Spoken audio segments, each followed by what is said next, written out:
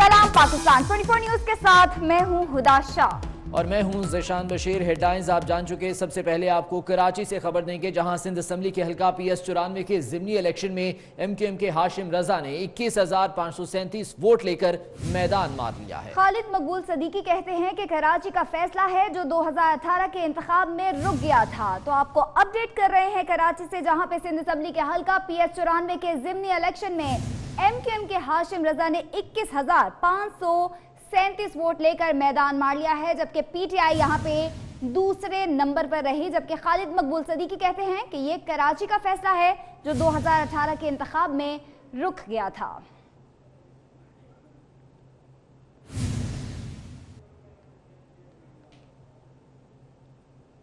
आम इंतखाबात की तरह ज़िमनी इलेक्शन में भी PS 94 लांडी पर पतंग की ऊंची उड़ान। मुत्तहदा के इंतखाबी उम्मीदवार हाशिम रजा हरीफों पर बाजी ले गए। लांडी में MQM के इलेक्शन ऑफिस पर पार्टी कारकुनान ने फतह का जश्न मनाया।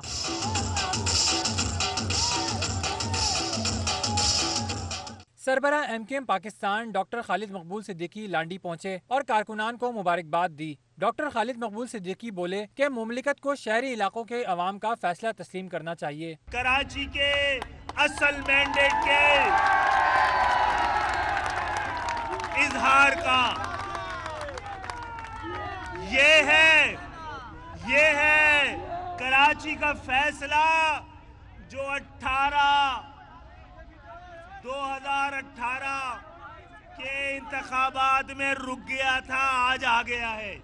ज़िमनी इलेक्शन के लिए हल्के में 149 पोलिंग स्टेशन बनाए गए थे, जिनमें दिन भर बगैर किसी वक्फे के पोलिंग का अमल जारी रहा। गैर हतमी और गैर सरकारी नताइज के मुताबिक MQM के उम्मीदवार ने 21,000 से जायद वोट लेकर कामयाबी हासिल की। PTI उम्मीदवार को 8,900 वोट के साथ दूसरा और मुहाजिर कौमी मूवमेंट के उम्मीदवार का तीसरा नंबर रहा। सूबाई असम्बली की नशिस्त MQM के रुकन मोहम्मद वजाद के इंतकाल के बाइस खाली हुई थी। कैमरा टीम और साथी रिपोर्टर साद बुखारी के साथ हसन अब्बास, 24 न्यूज कराची। और अहम खबर के मालगाड़ी की बोगियां पटड़ी से क्यों उतरी? वजीर रेलवे शेख रशीद की दिखावे की कार्रवाई। सरकारी अफसर को एक ओहदे से हटाकर दूसरे ओहदे पर लगा दिया। Chief transportation manager dry port Syed Hasan Tahir को ओहदे से हटाया और director commercial railway freight transport company लगा दिया गया। यह वाकया पेश आया था, मालगाड़ी के साथ बोगियां पटरी से उतर गई थी। वजीर रेलवे शेख रशीद ने कार्रवाई की, लेकिन ये कार्रवाई भी महज दिखावे की साबित हुई। सरकारी अफसर को एक ओहदे से हटाकर दूसरे ओहदे पर लगा दिया गया। Chief transportation manager dry port Syed Hasan Tahir को ओहदे से हटाया और director commercial railway freight transport company लगा दिया है।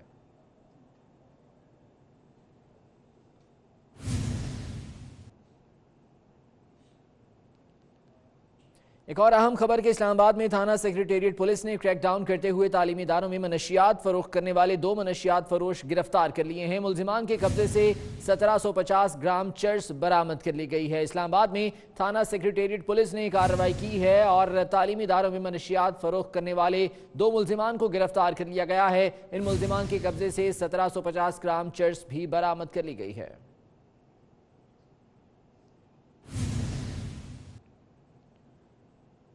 विफाकी पुलिस अफसरान के जराइम पेशा अनासिर से रवाबित का इंकशाफ हुआ है। 4 SPs, 23 DSPs, 16 SHOs के खिलाफ कार्रवाई की सिफारिश कर दी गई है। IG इस्लामाबाद ने करप्ट अफसरान के खिलाफ रिपोर्ट वजारत दाखिला को अरसाल कर दी है। तमाम अफसरान को ऑपरेशन ड्यूटी से हटा दिया गया है। वजारत दाखिला का जवाब का ताहाल इंतजार है। विफाकी पुलिस अफसरान की जराइम पेशा अनासिर से रवाबित का इंकशाफ हुआ है। 4 SPs, 23 DSPs, 16 SHOs के खिलाफ कार्रवाई की सिफारिश की गई है।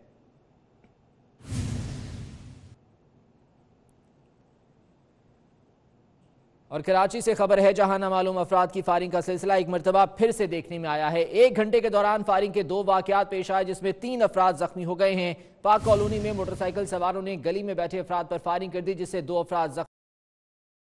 माजिद चौक के करीब फायरिंग की जद में आकर 10 साला बच्ची जख्मी हो गई है। कराची में नामालूम अफराद की जानिब से फायरिंग का सिलसिला एक बार फिर से देखा गया। 1 घंटे के दौरान फायरिंग के 2 वाकयात पेश आए हैं, जिसमें 3 अफराद जख्मी हो गए हैं। एक वाकया पाक कॉलोनी, जबकि दूसरा औरंगी टाउन माजिद चौक के करीब पेश आया है।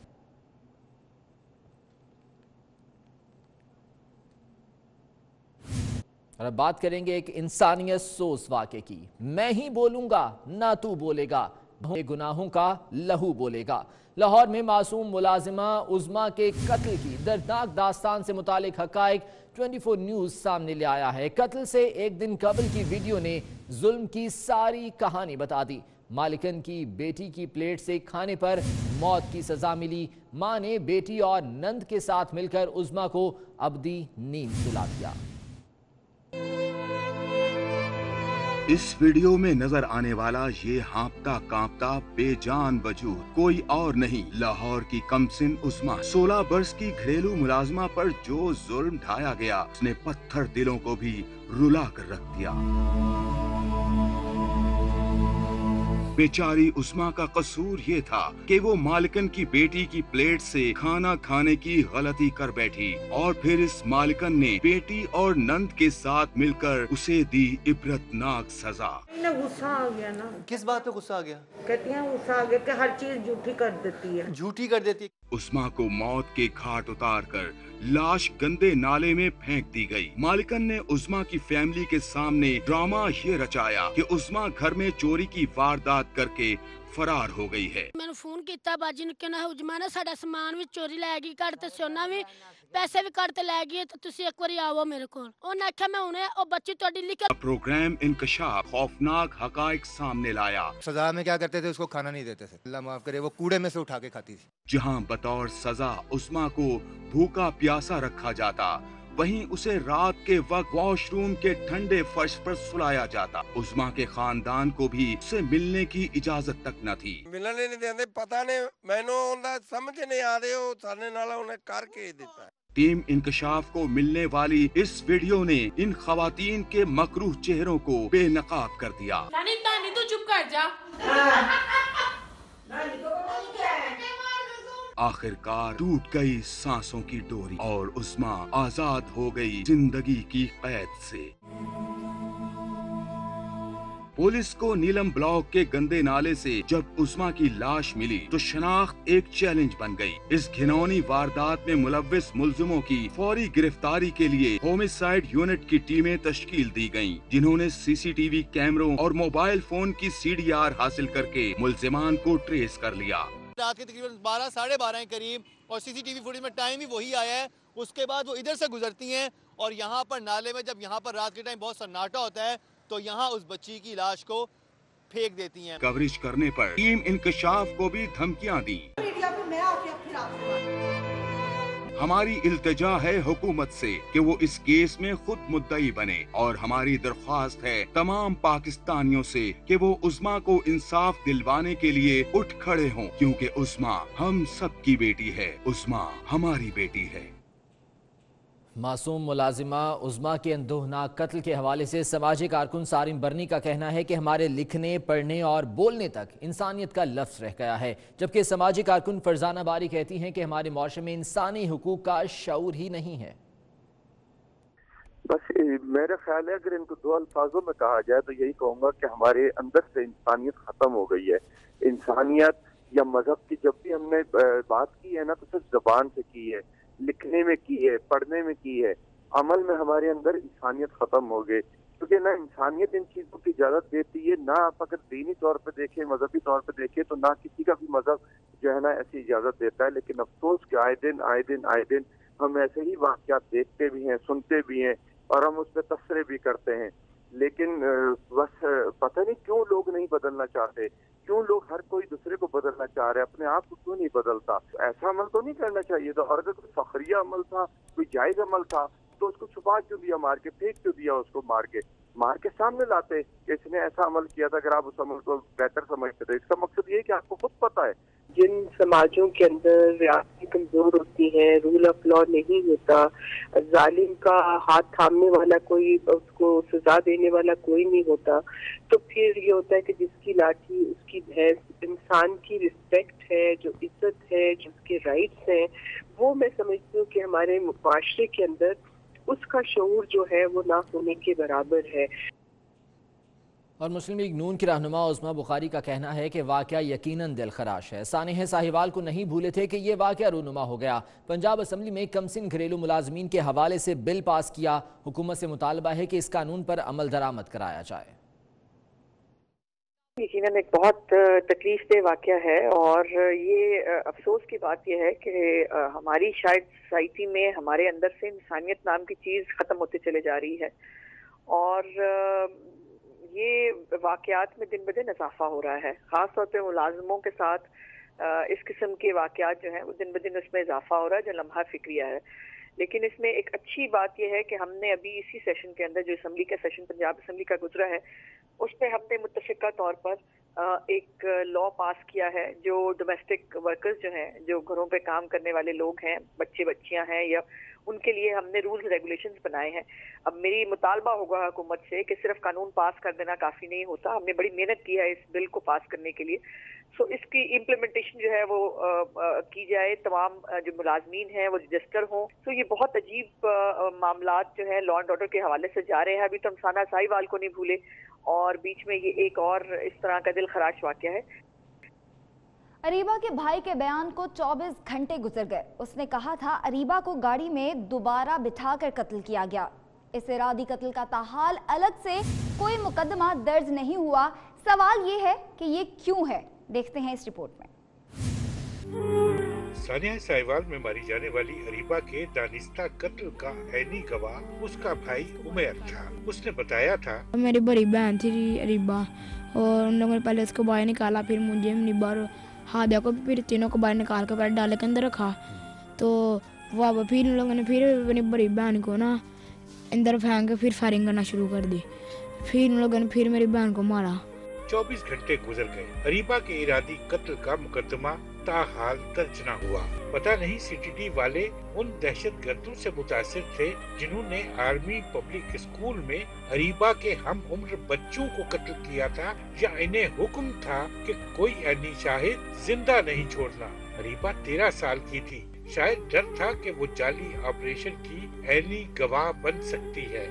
तभी तो उसके बहन भाइयों समेत पहले गाड़ी से निकाला गया और फिर दोबारा सीट पर बिठाकर बेरहम गोलियों पर कज़ा लिखकर उसके बदन में उतार दी गई।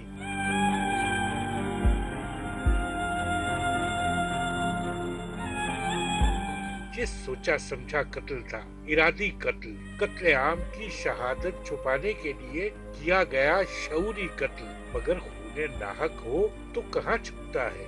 अरीबा ना सही, अब उसका भाई गवाही दे रहा है कि बेगुनाहों का खून कैसे बहा। शायद सच ही कहता है, जो चुप रहेगी जुबान खंजर तो लहू पुकारेगा आस्तीन का। अरीबा की आंखों की डूबती चमक के साथ उसके ख्वाब भी मर गए, मगर उसकी तुरबत अब भी अपने ख्वाबों के कातिल का पता पूछती है।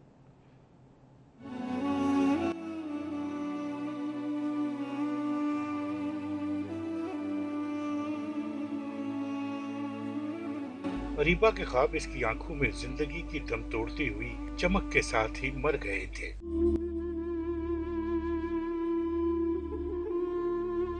समझ नहीं आता अब इसके ख्वाबों का तस्करा करें या मरसिया लिखें। अरीबा के असातिज़ा कहते हैं कि वो बहुत अच्छी तालिबा थी और इसकी माँ को इसे डॉक्टर बनाने का जुनून था।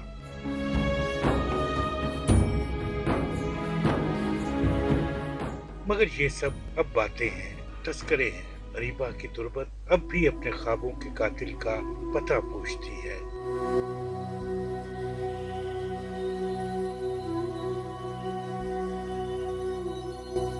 है कोई जो कातिल का सुराग लाए? अहम खबर शामिल करेंगे कराची से, जहां पे सिंध भर के सरकारी हॉस्पिटल्स में यंग डॉक्टर्स ने आज हड़ताल का ऐलान किया है। आज हॉस्पिटल्स के ओपीडीज भी बंद रहेंगे। सिंध के यंग डॉक्टर्स पंजाब और दीगर सूबों के बराबर मराहत देने का मुतालबा कर रहे हैं। कराची से आपको अपडेट कर रहे हैं, जहां पे कराची समेत सिंध भर के सरकारी हॉस्पिटल्स में यंग डॉक्टर्स ने आज हड़ताल का ऐलान किया है।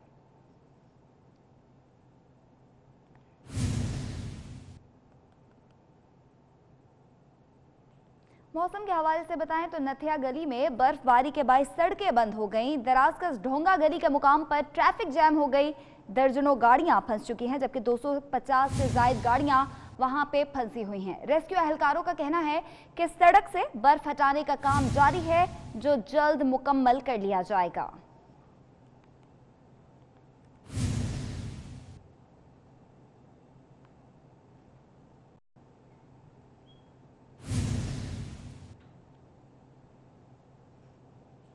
सर्दी में आइसक्रीम खाने का अपना ही मजा है। कराची वाले सर्दी की इस नई लहर और छुट्टी के मौके का पूरा फायदा उठा रहे हैं।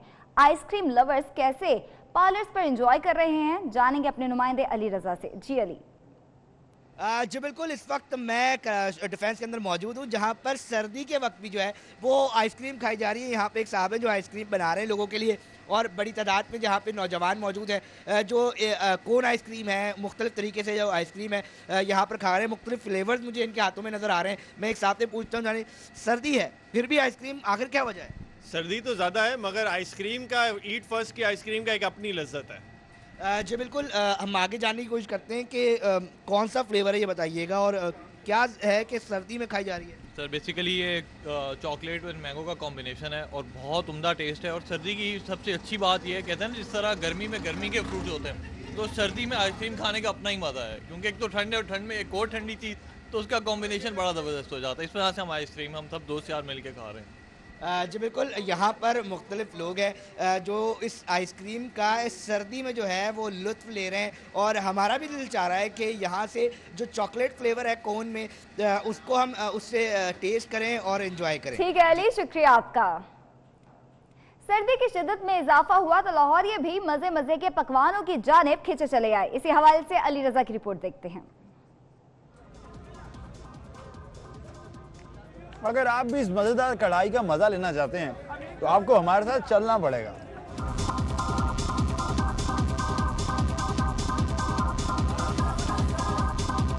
कैसी भी रुत हो और कोई भी मौसम हो, खाबे के शौकीन लाहौरिये हर वक्त खाने पीने के लिए तैयार रहते हैं।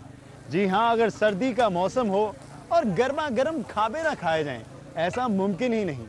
अपने सामने गोश्त बनवाएं, चांपे हो या फिर रान का गोश्त। अपने सामने देसी घी में मजेदार और लजीज कढ़ाई बनवाएं तो किसी किस्म का कोई शको शुबा नहीं रहता। और फिर इलायची की लकड़ी में पकी कढ़ाई का जायका खाने वाले को अरसे तक नहीं भूलता। सर्दी भी काफ़ी है और ऑर्डर तो कर दिया हमने, लेकिन 1.5 घंटा तकरीबन लगता है, और हम देख रहे हैं इधर उधर वेट कर रहे हैं लोग और बेसब्री से इंतज़ार कर रहे हैं कि हमारा कब ऑर्डर आए। कोयलों की तपिश पर पकते हुए चाम टिक्का की खुश जायका महक भूख को मजीद चमका देती है। साडा हर किसी को टेस्ट पसंद आता है अल्हम्दुलिल्लाह। इस कढ़ाई को कम से कम 1 घंटा लगता है तैयार करने में, ठीक है, और स्पेशल काली मिर्च और टमाटर और हरी मिर्च से तैयार होता है। इसके अलावा कोई चीज़ में केमिकल, कोई पाउडर नहीं। खाना खुश जायका हो और मौसम ठंडा, और फिर खुले आसमान तले बिछे तख्त पोश पर बैठकर ठठराती सर्दी में खाया जाए तो क्या ही बात है। लजीज चांपें, दुम्बा रोस और देसी घी में पकी ये शानदार कढ़ाई, वाह वाह वाह, मेरे तो सर्दी का मजा दोबारा हो गया। कैमरामैन फिजान शेख के साथ मोहम्मद अली रजा, लाहौर। दीगर खबरों की जानिब बढ़ते हैं। आपको बताएं कि पेरिस में पीली जैकेट्स वालों का एहतजाज 11वें हफ्ते में दाखिल हो चुका है। मुजाहिर से शदीद झड़पें जारी हैं। पीली जैकेट्स वालों ने तोड़ फोड़ जारी रखी। पुलिस ने 200 से जायद मुजाहिरीन को गिरफ्तार कर लिया है। पेरिस में पीली जैकेट्स वालों का एहतजाज जारी है, जो कि 11वें हफ्ते में दाखिल हो चुका है। पुलिस और मुजाहिरीन के दरमियान शदीद झड़पों का सिलसिला जारी है। पुलिस ने 200 से ज्यादा मुजाहिरीन को गिरफ्तार भी कर लिया है।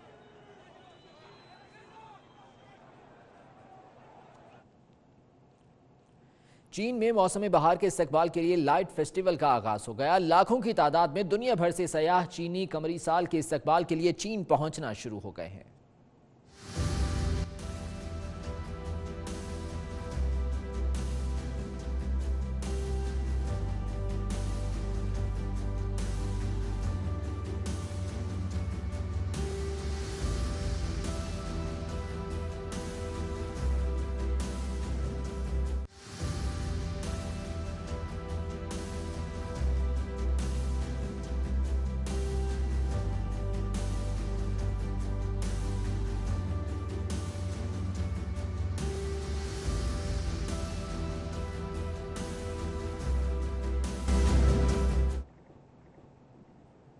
अहम खबर शामिल करेंगे। साबिक वजीर आजम नवाज शरीफ के जाती मुआलिज डॉक्टर अदनान ने उनकी सेहत के हवाले से तहफ़्फ़ुज़ात का इजहार कर दिया। अपने ट्विटर पैगाम में डॉक्टर अदनान का कहना है कि साबिक वजीर आजम नवाज शरीफ की तबीयत नासाज है, उनका इलाज ना करवाना इंतहाई संगीन गलती है। तबीयत खराब होने के बावजूद ना उन्हें हॉस्पिटल दाखिल करवाया जा रहा है।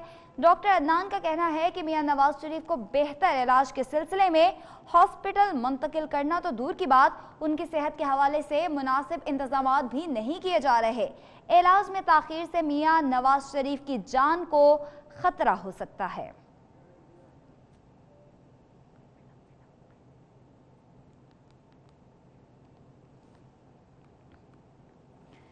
तहरीक इंसाफ के रुकने कौमी असम्बली फैजुल हसन शाह ने रहनुमा पीपल्स पार्टी कमर जमान कायरा के रिश्तेदार की जमीन पर कब्जा कर लिया। कमर जमान कायरा कहते हैं तहरीक इंसाफ ने इक़्तिदार में आकर जमीनों पर कब्जे करने शुरू कर दिए हैं। इमरान खान को देखने की जरूरत है, क्या यही नया पाकिस्तान है? चाहते हैं मामला अफ़हाम व तफ़हीम से हल हो। वो लाहौर में प्रेस कॉन्फ्रेंस कर रहे थे। खान साहब को भी अब तवज्जो करने की जरूरत होगी। क्या यही नारे थे? क्या यही नया पाकिस्तान था? क्या यही कब्जा ग्रुपों के खिलाफ आपका एक्शन करने का इरादा था? क्या आपकी अपनी जमात का सहारा लेके, उसका नाम लेके और उसके गाब में, उसके पर्दे में लोग शरीफ लोगों की पगड़ियाँ उछाले?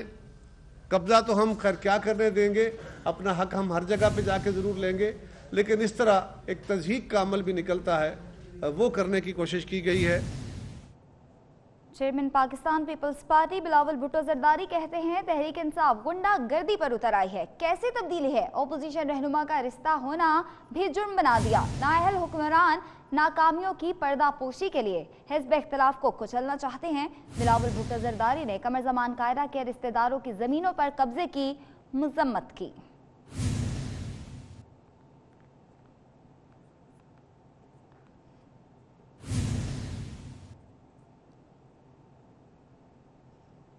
कराची के लियारी जनरल हॉस्पिटल के मुलाजमीन की जानिब से अद्वियात चोरी करने का इंकशाफ हुआ है। इत्तेहाद टाउन पुलिस ने मकान पर छापा मारकर अद्वियात का जखीरा बरामद कर लिया। 3 मुलाजमीन गिरफ्तार कर लिए गए हैं। इसे हवाले से अपडेट कर रहे हैं दानियाल सैयद। जी दानियाल। जी बिल्कुल, कराची इत्तेहाद टाउन पुलिस ने मुफ्ती महमूद चौक जो इत्तेहाद टाउन ज़िला वेस्ट के इलाका है वहाँ पे कार्रवाई की है और अद्वियात को ब्लैक करने में मुलव्विस 3 मुल्ज़िमान हैं जिन्हें गिरफ्तार किया गया है। ये तीनों मुल्ज़िमान जो हैं लियारी जनरल अस्पताल के सरकारी मुलाजिम हैं और ये अस्पताल में आने वाली जो अद्वियात होती थी, जो सरकारी अद्वियात होती थी, उससे वहाँ से अस्पताल से चोरी करके मुख्तलिफ अस्पताल में मुख्तलिफ मेडिकल स्टोर्स में फ़रोख्त किया करते थे। मुल्ज़िमान यहाँ पर मौजूद है हमारे साथ, इनसे जानते हैं कि कब से कार्रवाइयाँ कर रहे हैं, क्या कहोगे, कब से इस धंधे में मुलव्विस हो और माहाना कितना कमा लिया करते थे? इतना तो 6-7 महीने हो गए, 10-11-12 हज़ार रुपये कभी आता है कभी नहीं आता है। रोज़ मुस्तकिल का नहीं है, ये कि जो सालों साल से बंदा लगा हुआ है, मुस्तकिल का नहीं है, कभी मिल जाती है कभी नहीं मिलती है। ये दीगर भी मुल्ज़िमान मौजूद हैं, उनसे जानते हैं ये कब से आप इस धंधे में मुलव्विस हैं? लोगों की जानें ज़ाया हो जाती हैं अद्वियात ना मिलने पर सरकारी अस्पतालों में और आप वो चोरी करके फ़रोख्त कर रहे हैं। ये सब गलती हुई हमसे और आइंदा इंशाल्लाह नहीं हो।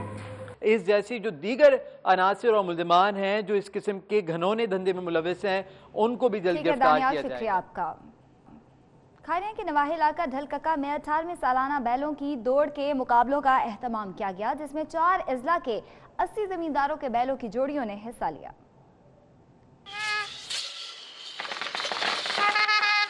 खारिया के नवाही इलाके ढलकक्का में 18वीं सालाना बैलों की दौड़ के मुकाबलों का एहतमाम किया गया, जिसमें 80 जमींदारों के बैलों की जोड़ियों ने हिस्सा लिया और अपने मालिक की जीत को बरकरार रखने के लिए खूब जोर आजमाई की। इस खेल में 10 मिनट में सबसे ज्यादा चक्कर लगाने वाली जोड़ी अपनी कामयाबी बरकरार रख पाती है।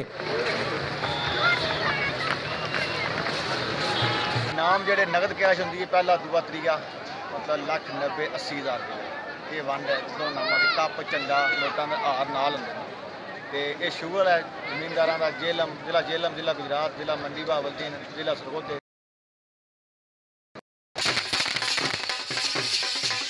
मेले का ऐसा समा था कि लोग पूरा दिन लुत्फ अंदोज होते रहे। मेले में खाने पीने और जानवरों की सजावट के अशिया के स्टॉल भी लगाए गए थे।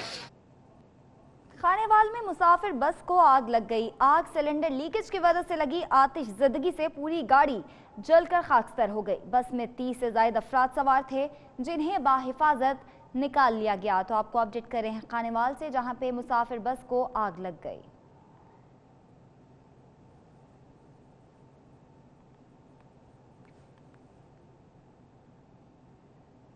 इस्लामाबाद में वकील ने साहिल तालबा से ज्यादती कर डाली। तालबा ने बयान दिया कि अगवा का केस डिस्कस करने के लिए वकील असद हाशमी ने अपने फ्लैट पर बुलवाया और जबरदस्ती ज्यादती करता रहा। पुलिस ने मुकदमा दर्ज कर लिया है। पुलिस के मुताबिक छापे मारे जा रहे हैं, जल्द ही उसको गिरफ्तार कर लिया जाएगा। इस्लामाबाद में वकील ने साहिल तालबा से ज्यादती कर डाली। आपको अपडेट कर रहे हैं इस्लामाबाद से, और तालबा ने बयान दिया है कि अगवा का केस डिस्कस करने के लिए उसके वकील ने उसको अपने फ्लैट पर बुलवाया और ज़बरदस्ती ज्यादती करता रहा, जबकि पुलिस ने मुकदमा दर्ज कर लिया है और उसके मुताबिक छापे मारे जा रहे हैं और जल्द ही उसको गिरफ्तार कर लिया जाएगा।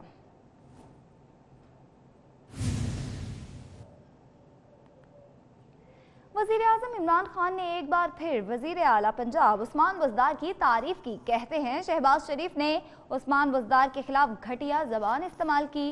उस्मान बुज़दार पंजाब के सबसे बेहतरीन वज़ीर आला बनेंगे।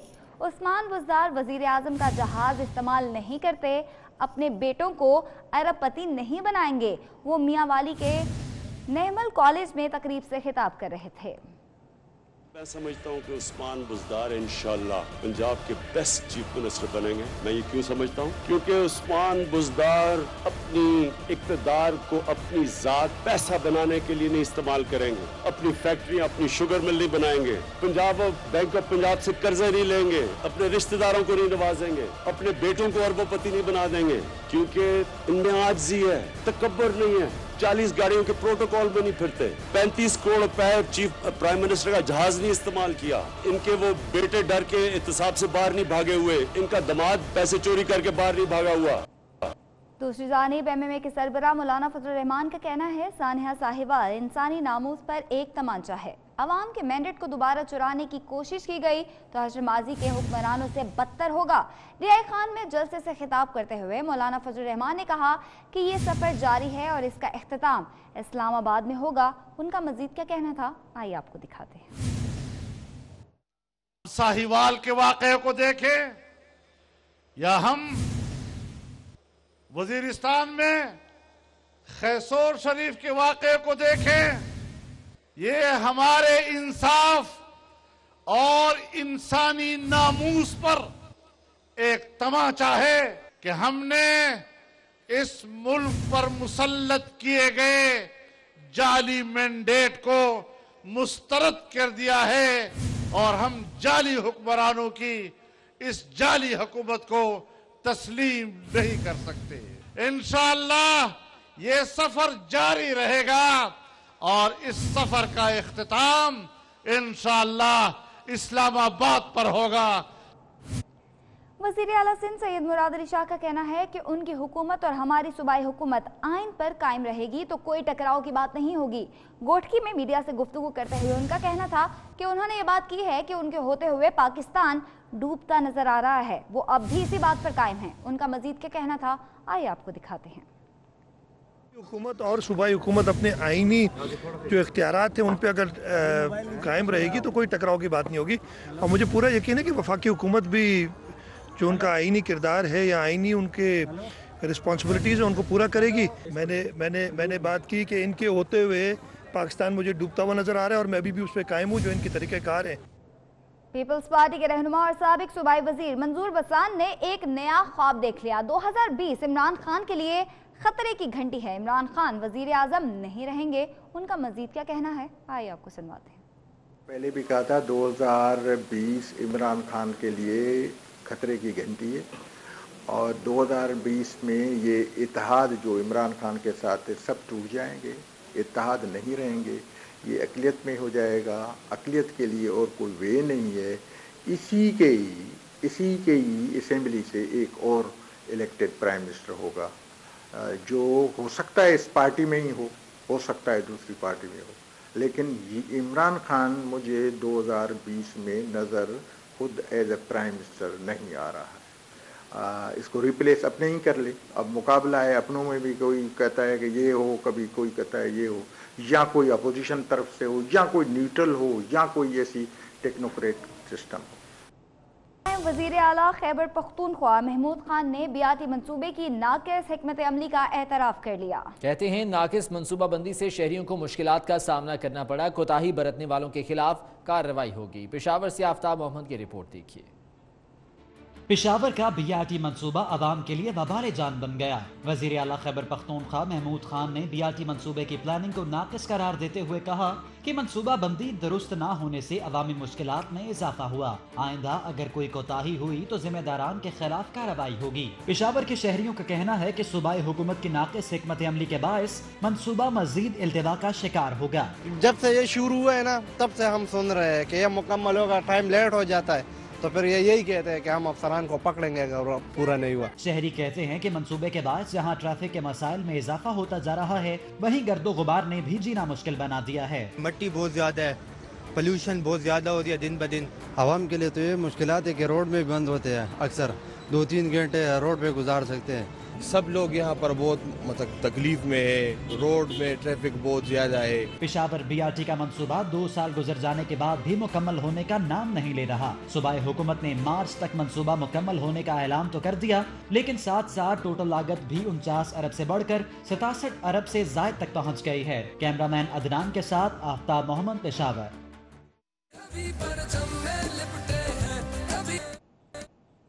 वतन की खातिर जानों का नजराना पेश करने वाले सपूतों का नाम हमेशा जिंदा और जावेद रहेगा। मुल्क व कौम के लिए जानें कुर्बान करने वाले हर शहीद को कौम सलाम पेश करती है, जिन्होंने मुख्तलिफ महाजों पर वतन का दिफा किया।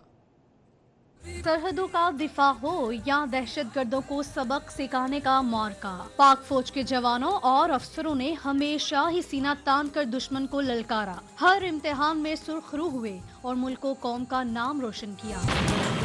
पाक फौज के नायब सूबेदार सलीम अख्तर शहीद भी ऐसे ही बहादुर सपूतों में से हैं, जिनकी 5वीं बरसी सियालकोट में मनाई गई। नायब सूबेदार सलीम अख्तर 2014 को सूडान में अमन मिशन के दौरान शहीद हुए और मुल्क और कौम का नाम रोशन किया।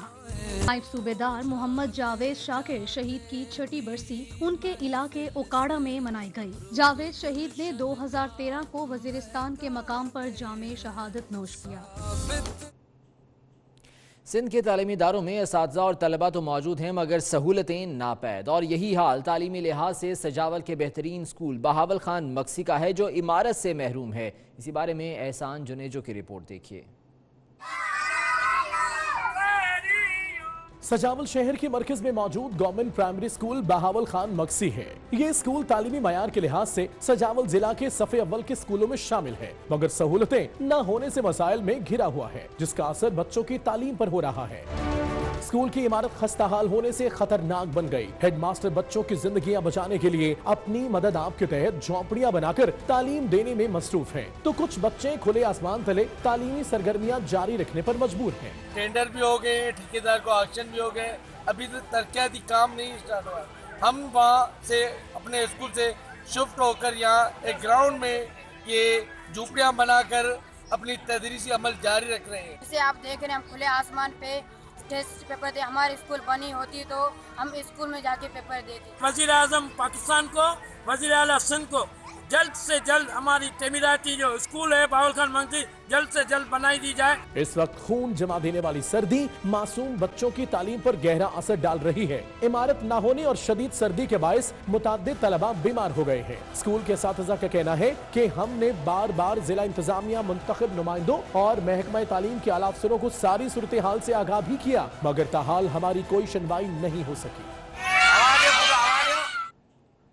और अहम खबर है कि सिक्योरिटी खदशात के पेश नज़र अफगानिस्तान के इलाके मज़ार शरीफ में पाकिस्तानी कौंसल खाना बंद कर दिया गया है। तर्जुमान दफ्तर ख़ारजा के मुताबिक अफगान खातून ने हैंड ग्रेनेड छुपाकर कॉन्सुलेट में दाखिल होने की कोशिश की, जिसे सिक्योरिटी एहलकारों ने हिरासत में ले लिया। कॉन्सुलेट में इत्मीनान बख्श सिक्योरिटी इंतजामात होने तक वीज़ा सर्विस मुअत्तल कर दी गई है।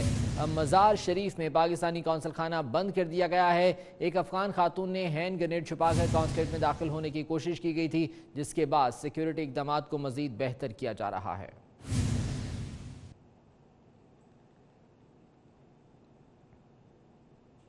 इस्लामाबाद में जैज़ कोक फेस्टिवल के आखिरी रोज़ कॉन्सर्ट का एहतमाम किया गया। बिलाल खान, साहिर अली बग्गा और दीगर गुलकारों ने कॉन्सर्ट में सुर बखेरे तो शुरका ने दिल खोल कर दाद दी।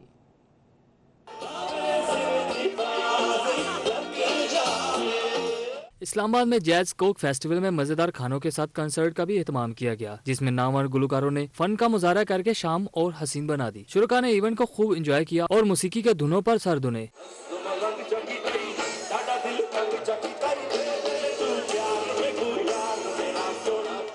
साहिर अली बग्गा ने अपनी सुरीली आवाज में मलंग की धुनें छेड़ी तो नौजवान झूम उठे। हाजिरीन ने गुलकारों की परफॉर्मेंस को बेहद सराहा और मौसीकी की धुनों पर रक्स करते रहे।